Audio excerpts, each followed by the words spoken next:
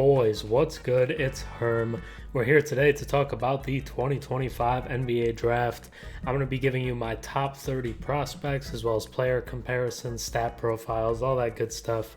And when this comes out, we will be just one day away from the NBA Draft, which feels quick because we are coming off of Game 7 of the NBA Finals on Sunday. Also, big trade dropped right before I'm recording this. The Celtics getting rid of Drew Holiday, bringing back Anthony Simons and 2 second-round picks. Brad Stevens, one of the best GMs in the game. I don't know how you get the, I would say, better player right now, as well as the younger player, the cheaper player, and you get draft capital. Crazy trade. But we're not here to talk about that today. We're here to talk about the 2025 NBA Draft. I'm going to be giving you my top 30 guys. And let's just start off with the obvious number one. It is Cooper Flagg out of Duke, forward, small forward. I assume he'll play with the Mavericks when they draft him. Just 18 years old, super young, reclassified, and was phenomenal as a freshman. I would say the best player in the country, 6'8", 220. The biggest strength in his game would be that scoring, 22.5 points per 36. The biggest weakness would probably be the playmaking. But that's not saying much because he's still a good playmaker as a forward at nearly 5 assists per game. It's hard to find a weakness in Cooper Flagg's game. You're kind of just poking holes here. But he's very good. I have compared him to a modern Kevin Garnett in the way he's going to impact the game on both ends of the floor. Is a little more mobile and can shoot from a little deeper, which is why we're going to call him modern. And we also have the Big Herm 24 stat ranking, which is based off a composite of raw stats like points, rebounds, assists, and blocks or steals, as well as the efficiency numbers. So both of that is going to weigh in here. And as you might expect, he is number one in the class with the stat ranking, according to my numbers. That's not going to surprise anybody. He's the best player in the class, and he's going to go number one. At number 2, I have Dylan Harper, point guard / shooting guard out of Rutgers. 19 years old, is 6'5", 215. Biggest strength in his game would be the scoring at 21.5 points per 36. The biggest weakness right now would definitely be the shooting from beyond the arc, the three-point shot, which is a lot of the reasons there are some people that have concerns about his fit with the Spurs, who already have a couple guards that struggle to shoot a little bit in De'Aaron Fox and Stephon Castle. But I think he's the pretty clear second best player in this draft class and would go number one in a lot of classes. Plays the game very maturely at a slow, methodical pace. Nobody speeds him up. Very reminiscent of a Cade Cunningham. On the high end, a Luka Doncic, but I feel a lot more comfortable comparing him to a guy like Cade. According to the stat ranking, he is 4th in the class. Don't let it concern you. It's probably not the guys you expect at number 2 and 3. But Dylan Harper, very polished product. Feels like an almost guaranteed all-star at some point in his career. And I have him at number 2. At number 3, I have Canipella, forward out of Duke. 6'5", 220 pounds, 19 points per 36. And the stats really love him. The advanced analytics really like Canipella, which you've heard throughout the pre-draft process as well, and my numbers back that up. 17 points per 36, but the biggest strength in his game right now would be the three-point shooting. Over 40% from 3 in his freshman season at Duke. Again, you're kind of poking holes here. 1.2 steals per 36 would be the biggest weakness right now, but I think Khan is a good defender. I don't think that's something you're super worried about, and is a great connective piece. I think he makes his teammates better, is a guy that you might not see a huge impact in the stat line, some games, but his impact is going to go beyond that. I remember it was kind of before people even realized it. Shane Battier was a guy who didn't put up huge raw numbers, but just made a big impact on winning, and I think Canipella is one of those guys. I have him comped to Gordon Hayward. I don't think he's quite as athletic as Hayward was before he broke his leg, but either way, just very well-rounded, does a lot of things well, and I think that's reminiscent of Hayward. Again, 5th in the class according to the deeper stats. At number 4, I have Trey Johnson, 19 years old, 6'5", 190 pounds. Shooting guard out of Texas. We'll see where he ends up. This is my type of guy, though. I know the numbers don't love him. 18th in the class, according to the stats, which would say he's about 14 spots too high right here. But I just really like him. I like bucket getters, scorers. Cam Thomas, I'm a huge fan of. I've been very vocal about that. There are some guys where you just watch and you say, that boy nice. And Trey Johnson is one of those guys. He's going to have a very good highlight reel. And really the biggest knock on him, why the advanced numbers don't love it, is because he doesn't do a ton outside of scoring. The rebounds, the assists, even steals and blocks, it isn't super high. But the nearly 40% from three on a guy who's a bucket getter, a lot of times these guys are kind of inefficient, but Trey Johnson isn't that. He's going to give you good shots, good looks. And to me, he's the fourth best player in this draft class. I wouldn't be against having him at number 3 either. I don't think that'd be crazy. I just really like Trey. I think he's going to be good at the NBA level, and I think he's going to average probably 15 plus as a rookie. At number 5, I have VJ Edgecomb, guard out of Baylor, a two-way player whose defense is probably his greatest strength. 2.3 steals per 36, that is his greatest strength here. But 16.5 points isn't shabby either. He can give you some offense. The finishing right now isn't fantastic. That's one of the problems with Trey as well. It's just the finishing at the rim isn't super efficient, but just does a lot of different things, whether it's cutting, whether it's, hitting in the mid-range, whether it's getting to the line. I really like Edgecomb. He's super athletic. The shooting is his biggest weakness right now at 34% from 3. And this is another guy the advanced stats don't love at 15th among the guys we're going to talk about today. But a lot of that has to do with the three-point shooting, and even the field goal percentage isn't phenomenal, but is a solid scorer, just does a lot of things well, doesn't really excel in a whole lot outside of the defense, which is why he's kind of in the middle here. But to me, is just going to be a good NBA player, and I've mocked him to Philadelphia at 3, and I wouldn't be surprised at all if they took him there. At number 6, I have Jeremiah Fears, guard out of Oklahoma. This one might be even more of a just feel thing than Trey Johnson at 4. But another guy who's really young, 18 years old, like Cooper Flagg, 6'3". Some people might even tell you that's generous. 180 pounds, but 20.4 points per 36. His biggest strength is definitely his scoring. He's going to blow by people. He's going to get to the rim. When he goes up against NBA big men, is that going to be something that's more of a concern? It might be. But that would be the biggest knock against him. I've heard people talk about him. Some people have him mid-teens. A lot of that is just as simple as name me the last small guard in the NBA who couldn't shoot that turned out well. And that's a fair criticism. I mean, 28% from 3, but he's not shy to shoot it. He did hit some big threes in his freshman year at Oklahoma. But I just love the downhill scoring. Is very hard to stay in front of, and when you watch the tape, you just love to see him play. I haven't comped to Jaden Ivey, but I've even seen some guys go like Derrick Rose, Russell Westbrook, because the blow-by ability, the downhill attacking is really to that level. But the shooting is definitely something we're going to want to see improve when he gets to the NBA level. At number 7, I have Ace Bailey, forward out of Rutgers. I just can't have him any lower than this. There are some concerns about the way he's been managed in the pre-draft process, but I think a lot of that is more on his management than it is on him as a player or as a person. 19 points per 36, nearly 8 rebounds as well as a stat that you really like, is not going to pass the rock. A lot of the times the possession dies with Ace Bailey, which is why the playmaking is his biggest weakness for me. But besides that, he's just super talented. He's a very talented player, and I think he might slip a little bit in the draft, whether it is 6, 7, 8, but initially was viewed as a guy who's probably going to go 3rd. The pre-draft process has changed that a little bit, but still is too talented for me to rank him below number 7. At number 8, I have Cedric Coward, guard out of Washington State. This might be higher than some people have him, but the advanced stats love Cedric Coward, and I don't blame them, because even when we just look at the raw numbers, it's really good. 19 points per 36, 8 rebounds as a 6'5 guard is phenomenal.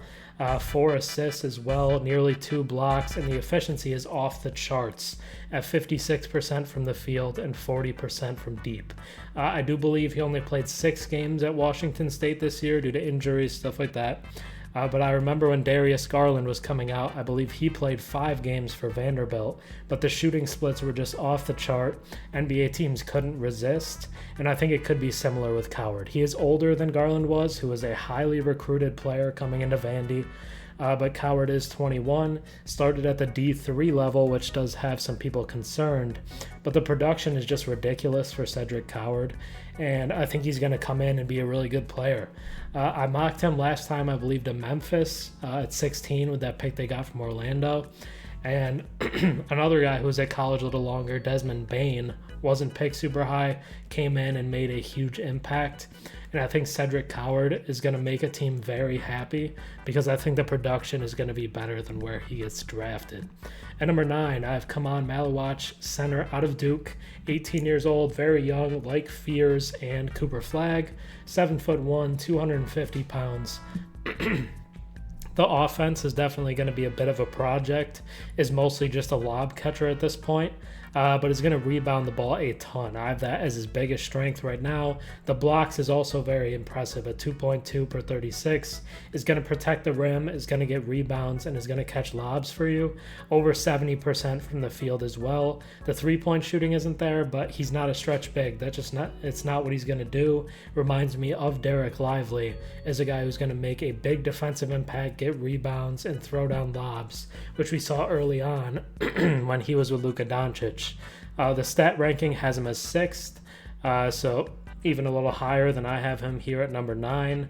The offensive rawness is something that scares me off a little bit, just because I don't think the upside with Malawka is as high as some of the other guys I have ahead of him, which is why I have him at 9th. But the production as far as the defensive end is very good, and you're going to be getting a rim protector when you draft him in the top 10. At number 10, I have Derek Queen, another big man, center out of Maryland. Kind of a divisive player, as someone who's not very quick, isn't phenomenal defensively, but just as a really good offensive player, is going to work really hard. And we saw star-level performances from him in his freshman season at Maryland. 6'9", 245, is a little undersized as a center, but nothing super aggressive. Nearly 20 points per 36. The greatest strength right now is the rebounding at nearly, if you round up 11 a game. The biggest weakness is definitely the three-point shooting, which should probably scare you a little bit as an offensive-minded center. Typically in today's NBA, if you're going to be more offensive-based, you want to be able to space the floor a little bit. But Domantas Sabonis, the guy I have him comped to, isn't a great shooter either. I don't think the playmaking is quite as good as Sabonis is, but the dribble handoff action is definitely something that Derek Queen could do. Is going to be able to score and get rebounds. Is going to be a double-double threat very early on in his career, and as the playmaking evolves, could be a triple-double type guy. 53% from the field isn't phenomenal as a big man, but it's not something that should scare you off either. The stat ranking does have him 20th, a lot of that coming from the three-point shooting, as well as kind of low assist numbers. But Derek Queen is just a good offensive player, and that's something that, on the other end from Malawka, who makes his name on defense, if you're looking for offense, then take Derek Queen. At number 11, I have Kaspars Yakus, guard out of Illinois. I wanted to have him higher. I really thought about it, even maybe over a guy like Fears, just because the chances of him being a full-out bust feel a lot less, because he just does things well, is very comfortable with the ball in his hands, is maybe not a super traditional point guard in the way that you think of them, but the best aspect is his playmaking at over 5 assists per 36 at Illinois, but the shooting isn't there, 32% from 3. I did see him hit some big shots at Illinois. I remember a step-back 3 from near the logo that I thought was crazy. I believe it was in the Big Ten tournament. But reminds me a little bit of Bogdan Bogdanovic, who's good with the ball in his hands, but maybe someone you want off ball a little more, but can play make and can score. The stat ranking has him at 25th, which is definitely a little low, but besides that, I still think he's going to pull through that and be a good player. But that would be the biggest concern, is that the advanced numbers don't love Yakus as much, and that's something that in today's NBA is definitely a thought in GM's heads. And if you're taking him, it's kind of a bet that the shooting is going to come around and is going to be a good part of his game, because that's the main thing I would say holding back him and his draft stock at this point. At number 12, I have Carter Bryant, likely a small forward coming out of Arizona. Didn't put up huge numbers in his lone season there in the desert, but despite that, I think is a guy who you believe is going to be good over time because of the three-point shooting at about 37%, as well as the defense. He's a 3-and-D type guy, which is a valuable archetype in today's NBA. That's going to be why teams take a shot on him. A lot of draft hype and kind of intel seems to point towards him going in the top 10. I don't know if I quite believe he's a top 10 value, but I understand taking the shot on a valuable kind of skill in today's NBA as a role player. I don't think there's star upside with Carter Bryant, and I even think the contributing might take a couple years to come around. But comparing him to Toumani Camara is going to be a good defensive player in the league and a guy that you want in your rotation. I just don't see the star upside with Carter. At number 13, I have Rasheer Fleming, a power forward out of St. Joe's. Probably a little higher than a lot of people have him, but another guy that the advanced stats really like. I have him at 7th in the class with the composite ranking there, putting him at a +6 here, so you could say he should be ranked even higher, but I didn't want to get that bold with Rasheer, even though I think he's going to be a really solid pro. 6'8", 230 pounds, 17 points per 36. The biggest strength right now, I'd say, in his game is the efficiency. 53% from the field, nearly 40% from 3 is going to be a stretch 4. Not a big playmaker at 1.4 assists, but you're not really asking him to be, you're asking him to stretch the floor.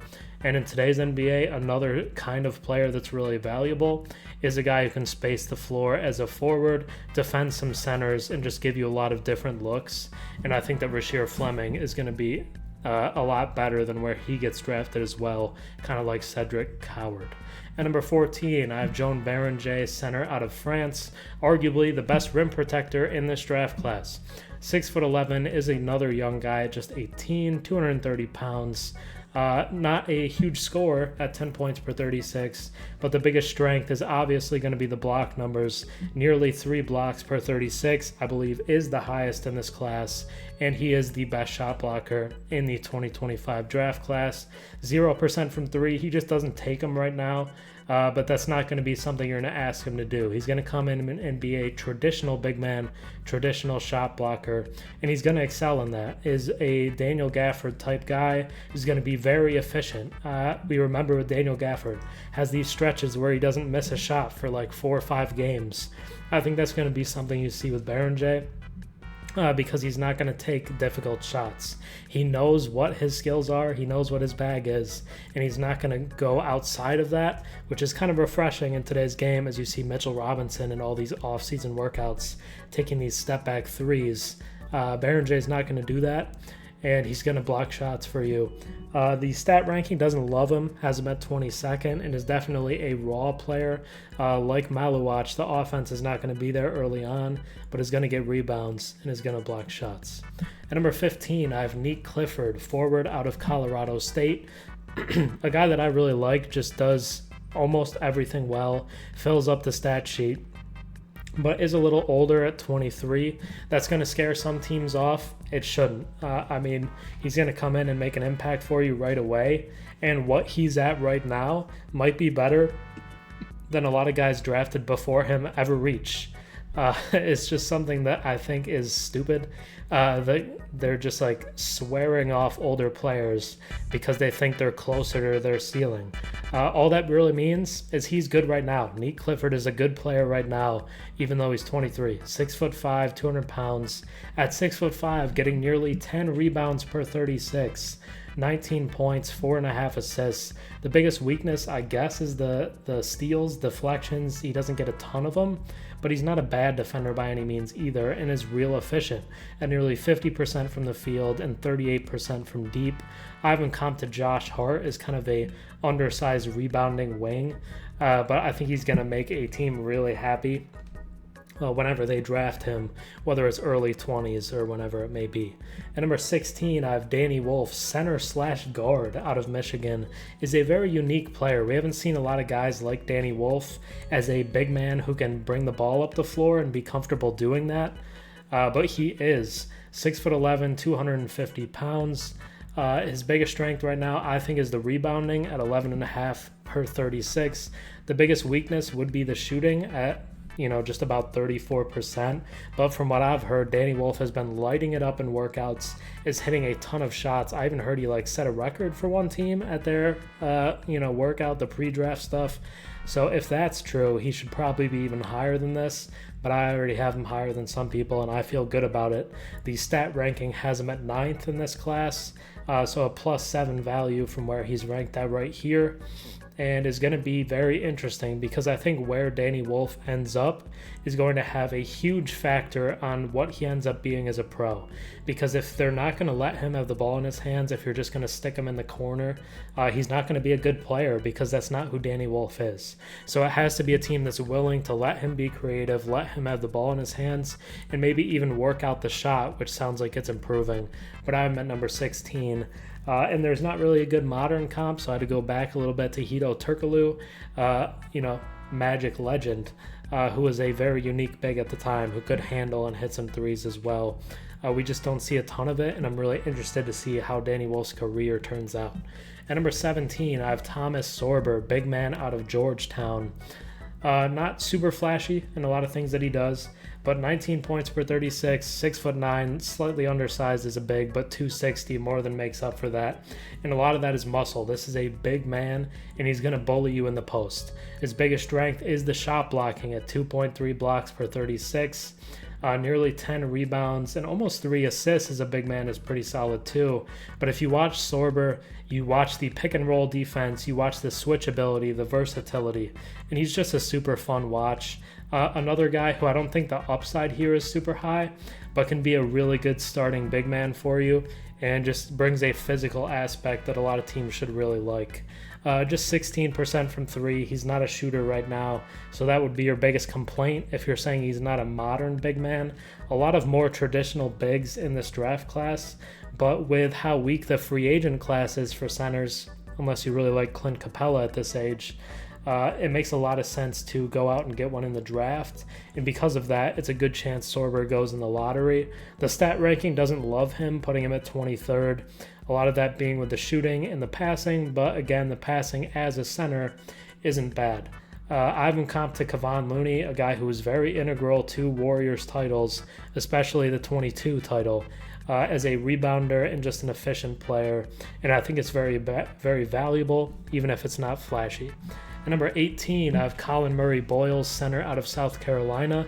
I think this is a little lower than a lot of people have him.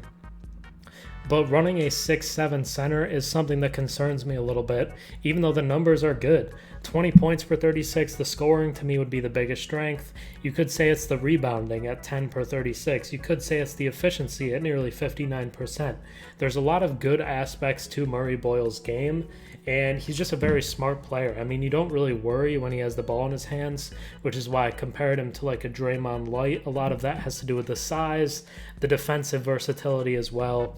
But can't shoot the ball. That's going to be something that's a little bit of holding him back here at just 26.5%. But the biggest worry is definitely the size. 6'7", it's tough to be a big man in the NBA in any era, not even right now, but just at any time. So that would be the biggest worry with him to me, because if you're trying to play him at the 4, the shooting becomes even more of an issue. So you almost have to play him as your center. But the numbers are good. The stats are good. The biggest issue is just the size to me. I think is something that should scare some people off, but there's a chance he just comes in and is really good for you and is a really good connective piece that elevates you to the next level. So if a team does take him in the lottery, I wouldn't be mad at that. At number 19, I have Jace Richardson, guard out of Michigan State. Point guard, you could say he's a combo guard because the biggest weakness would be the playmaking. At under 3 assists per 36 as a lead guard is something that's a little concerning. But 6'1", the size with Richardson, like Murray-Boyles, is something that has people concerned. You could say Well, I mean, I might even say if he was 6'3", he'd be a lottery pick, and maybe he still will be. I mean, who knows? Because there was a lot of stuff that was good with him. 17 points per 36, nearly 50% from the field, and 41% from deep. The efficiency with Jace Richardson is really good. He takes good shots, he takes high quality shots, and he hits them at a high level, which is very comparable to Reed Sheppard coming out of Kentucky last year, whose shooting numbers just blew everyone off the charts.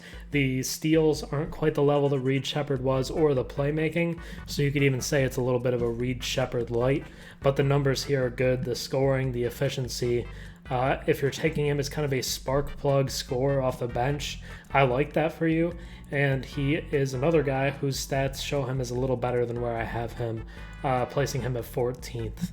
At number 20, there is Noah Essengue, forward out of France, just 18 years old, has a lot of time to grow. 6'9", 185 pounds, and you look at the numbers and they look pretty good. I mean, you might say, Herm, why do you have him so low? Why is he at 20? A lot of people have him in their top 10. I think he's still pretty raw. I mean, the numbers are good per 36, but when you watch the tape, it's a little suspect. I mean, I remember Russillo talking about it on Bill Simmons' pod. He's even talked about it on his own pod. The Noah Essengue just falls down a lot, and when you watch the tape, that's a valid criticism. He does seem to be on the floor all the time. The way he tries to score and get to the line is a little grifty, which is something that I don't love. I know a lot of people don't love that, so that would be a big criticism of him at this point. But still does have a lot of upside, and the stats are solid. The biggest thing, obviously, is the shooting at 25% from three, but as a long, rangy wing, is still a solid player. I mean, I have him top 20. I don't think he's bad, but is a bit of a risk and is not something, if I was a GM, I'd feel super comfortable taking him in the lottery unless I had a ton of job security, because there is a decent chance this guy misses. Even the guy I have him comp to, Bilal Coulibaly, maybe didn't take the jump in year two that a lot of people expected. I still like Bilal. I think he's going to be good for Washington. But the offense and the shooting is a concern there, and it's a concern with Essengue as well. At number 20, I have Yegor Demon, guard out of BYU. A lot of good stuff here for him. 6'8" is a huge guard, and very Josh Giddey-esque as a big guy who can make plays for you. 7 assists per 36. It is towards the top of this class. I think we're going to talk about a guy in a second who is a little higher than this, but it is at a very high level for Demon. Is a good playmaker, is a solid scorer. The biggest weakness is the efficiency, both from the field at 41% and 27% from deep. At one point was viewed as a top 5 player in this draft class, but as the season went along for BYU, and the efficiency just kind of struggled, and the shooting didn't get better. That's something that was a legit concern, and that's why he's 21 and not in the top 10, because the efficiency is a real problem. But there are a lot of things to like about Demon's game. The length, the size, the playmaking is probably worth taking a shot on, especially if you need more playmaking infused into your lineup. I think Demon can play for you. But in today's NBA, not being able to shoot the ball is just something that can really hurt you, even if you have other high-level skills. At 22, I have Asa Newble, forward/center out of Georgia. I think you can play him at the 4 or the 5 and feel okay about it. 19 points per 36. His biggest strength right now would be the scoring. The biggest weakness is the playmaking. 1.1 assists per 36, I believe might be the lowest we've talked about to this point. Is not going to do a ton of playmaking for you. Is going to do most of his damage off of pick and rolls, off of cuts, off of lobs, but is a really good athlete. Is going to block some shots for you, but most of his damage is going to be not self-created, but created for him, which is why I have him comped to Nick Claxton here, who is phenomenal alongside Kyrie Irving and Kevin Durant. People thought he might be an all-star with them.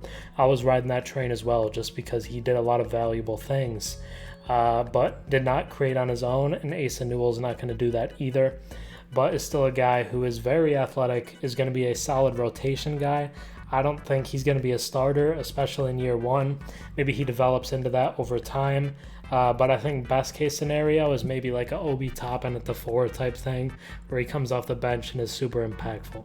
At number 23, I have Maxim Rayod, center out of Stanford, and I was very tempted to go higher with him as well because the stat ranking has him as the third best player in the draft class, 20 spots higher than I have him right here. 21.7 points per 36. The scoring is phenomenal, 11 rebounds as well. The biggest problem is the playmaking is not going to be the offensive hub center that we see from guys like Jokic, Sengun, and Sabonis, but that's fine. That's just not who he is, but does a lot of things well. Nearly 47% from the field, about 35% from deep is really solid from a center as well. I have no problem with that. At least scares you when he's on the three-point line. But I think as a guy that you could get as a starter quality player at number 23, and he might even go later than this. I mean, he might go late 20s. He might even sneak into the second round. But the numbers on him are just phenomenal. The production is really good, and that's why he's third in this class, because for a center, the efficiency, the shooting, the scoring, and the rebounding is just really solid, and I like it for him a lot. I think he's going to be really good value for whatever team gets him. At number 24, I have Walter Clayton Jr. Out of Florida, the point guard, a guy who was a huge riser throughout the college postseason and March Madness because he just lit it up. 20.2 points per 36.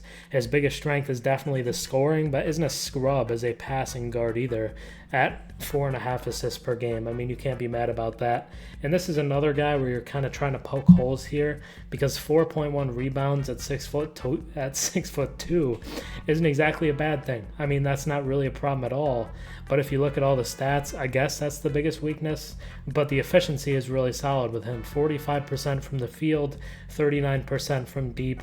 I have him comped to Keontae George. People on the high end have him compared to Jamal Murray. It'd be awesome if he gets to that level, but obviously it's just hard to do that. But hopefully he does. I keep mocking him to Orlando at 26 because I really like the idea of him staying down there in Florida and becoming kind of a local icon. But we'll see what happens there. The stat ranking has him as 11th in this class, so if you get him around this range, it could be really good value for you. At number 25, I have Ben Serif, the guard out of Israel. I thought about having him a little lower. I know some people really like him. I saw No Ceilings mock today, I believe, had him in the late teens going to Utah, and the numbers are impressive. 6.6 assists per 36 is top 3 to 5 of the guys we're going to talk about today. And the scoring is solid too, at nearly 19 points per 36. 45% from the field isn't bad at all. That's pretty solid. The biggest concern is the shooting from deep, as we've seen with a lot of guys in this draft class, but does pretty much everything else at a solid level. So if he can bring the shot along at all, he's going to be a steal in the late first round. I haven't compared to Ramon Sessions as a guy who can kind of attack more downhill, get to the basket more than like taking threes, as well as just a solid defensive guard. He has a long wingspan at 6'5", is going to be a solid defender, can guard 1 through 3 pretty easily. The upside, I don't think he's going to be a star or anything, but could be a really valuable kind of connective piece, whether that's as a starter or a guy who leads your second unit. At number 26, I have Boglu Marovich, forward/center out of Serbia. It's kind of a late riser throughout the process here. I did have him in my last mock draft going in the late 20s, kind of similar to where I have him slated here. And the competition, you might say, in Serbia isn't as good playing in Mega Basket, but the numbers are impressive at that level. 17 points per 36, 8 rebounds. His biggest weakness at 6'11" is probably just putting up 1 block per game, but at 6'11", shooting nearly 39% from 3, as well as 55% from the field as a guy who does take threes. That's something that I'm interested in, and I think a lot of teams probably will be.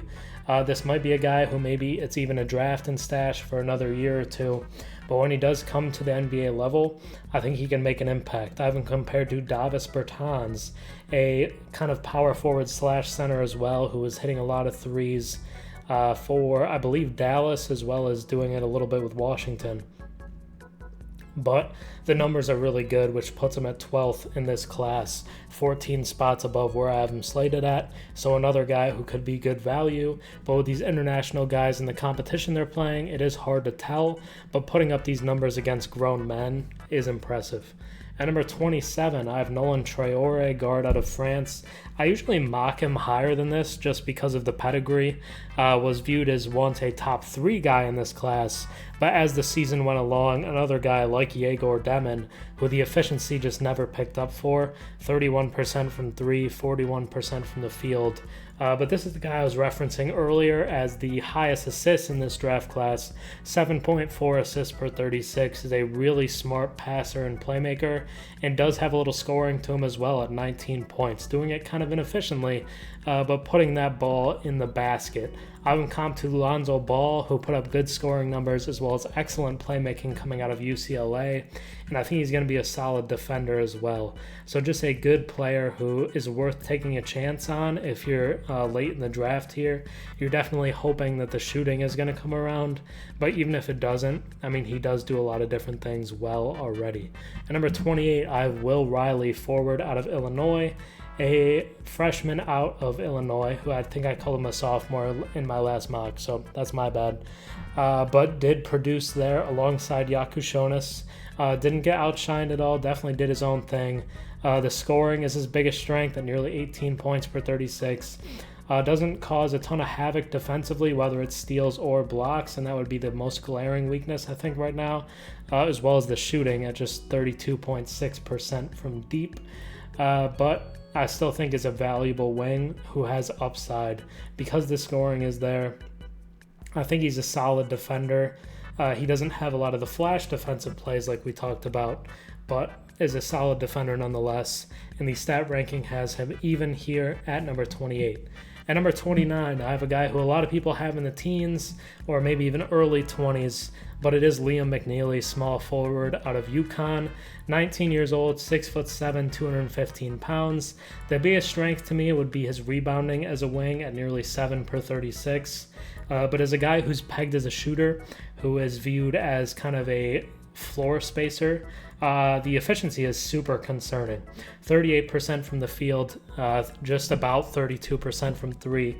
Call me crazy, but I like if my shooters can shoot, and from what we saw at UConn, Liam McNeely is a shooter that can't really shoot, and that's something that throws up a ton of red flags for me. It could just be 1 year, maybe it's not even something to worry about, but if you're going to take a guy for shooting, I would probably look other places first before I look Liam McNeely. I would be way happier to get a guy like Rasheer Fleming than I would to be McNeely. And that's just why I have him ranked here. I have him comped to Corey Kispert. I think they're pretty similar players. Kispert has been an efficient shooter at the NBA level. We'll see if McNeely gets there, but the way they play is comparable. And then with the last guy in my rankings here, the last first-round talent, I do have Hugo Gonzalez, forward out of Spain, 19 years old, 6'7", 220 pounds, and none of these stats are going to jump off the page at you. 11 points per 36, 6 rebounds, 2 assists, 1 steal, and pretty bad efficiency, which places him as the last ranked player according to the stat ranking and according to me. But there are just flashes here. There's something about Hugo Gonzalez when you watch the guy play, and for just seconds, for glimpses, you're like, this guy might be special. He might turn out to be not good at the NBA level, but he's been on the radar for a long time as someone who could end up getting drafted, and was viewed coming into the year as one of the best international prospects in this draft class. Followed that up by not getting a ton of opportunity at Real Madrid this season, who was a really good team, and he just didn't get a ton of chances to show what he can do. I think with more opportunity, whether it be continually in Europe before coming over or at the G League level, I think we could see him grow as a player, and I'm just hoping for a good outcome for Hugo, because when you watch it, like I'm saying, there are points where you're like, wow. But overall, the production just wasn't there, but I think a lot of that was more lack of opportunity than anything else. But that is my top 30. Let me know your thoughts down below, what you think, if you agree with the places, if you disagree, if you really like the strengths and weaknesses, the comps, the stat ranking. Tell me your thoughts. I would love to know it. But think about subscribing. It's free, it's easy. If you don't like it, you can always unsubscribe later, that's fine. But that's going to be it for me today. So I hope you guys have a good one. Peace.